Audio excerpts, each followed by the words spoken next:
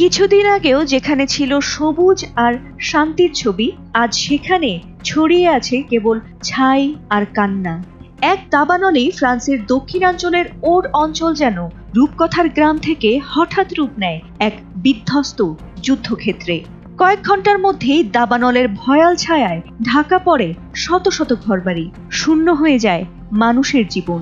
ইতোমধ্যেই সেখানে পুড়ে ছাই হয়ে গেছে 15,000 হেক্টর বনাঞ্চল। এমনকি 24 ঘন্টার কম সময়ে রাজধানী প্যারিসের চেয়েও বেশি এলাকা জুড়ে ছড়িয়েছে দাবানলের ভয়াবহতা।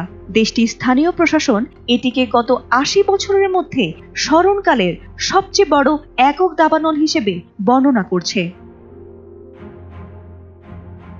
মঙ্গলবার বিকেলে ফ্রান্সের ভূমধ্যসাগরীয় উপকূলবর্তী অড ডিপার্টমেন্টে এই ভয়াবহ দাবানলের সূত্রপাত হয়।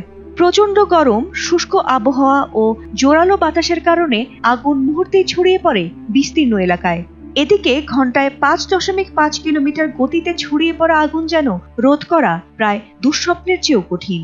আগুনের কবলে পড়া 2,500 পরিবার এখন বিদ্যুৎহীন। বন্ধ করে দেওয়া হয়েছে বহু সড়কও। আগুন নিয়ন্ত্রণে আনতে ইতোমধ্যেই 2,000-এরও বেশি দমকল কর্মী অক্লান্ত পরিশ্রম করছেন। তবে ফ্রান্সের প্রশাসন বলছে পরিস্থিতি পুরোপুরি নিয়ন্ত্রণে আনতে আরো কয়েকদিন সময় লাগবে।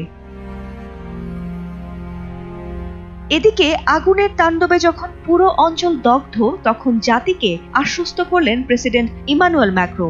এ সময় তিনি জনগণকে নিরাপদ আশ্রয় গ্রহণ ও সর্বোচ্চ সতর্কতা অবলম্বনেরও আহ্বান জানিয়েছেন। দাবানলের ছায়া শুধু ফ্রান্সেই নয়, বরং ছড়িয়ে পড়েছে ইউরোপের অন্য কয়েকটি দেশেও। স্পেনের তারিফা অঞ্চলে ক্যারাভান থেকে শুরু হওয়া আগুন এখন দাবানলে রূপ নিয়েছে। এছাড়া পর্তুগালে 2025 সালে এখন পর্যন্ত পুড়েছে 42,000 হেক্টরেরও বেশি এলাকা, যা গত বছরের তুলনায় অন্তত 8 গুণ বেশি।